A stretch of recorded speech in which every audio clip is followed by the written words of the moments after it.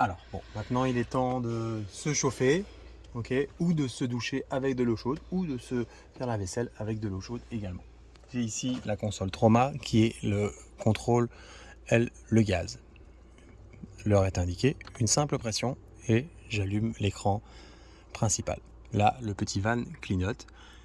Qu'est-ce que ça veut dire à votre avis, Boris clignote? Tout à fait, vous avez raison, c'est pour le chauffage de Boris.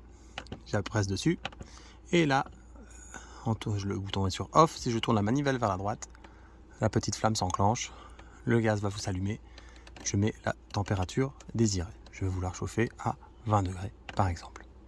Si maintenant je voulais, j'ai passé la soirée, il fait suffisamment chaud, mais je pense que pendant la nuit, il risque de faire un peu frais, je peux toujours le laisser enclencher et en me dirigeant vers l'horloge, ici sur la gauche, je vais pouvoir enclencher un timer.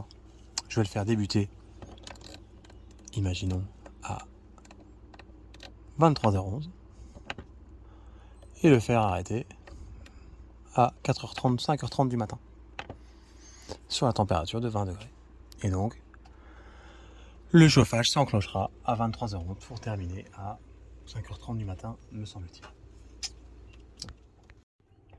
Ok, toujours avec cette fameuse contrôle de la température, il est maintenant temps de faire une vaisselle, voire de se laver. De nouveau, j'appuie sur le bouton.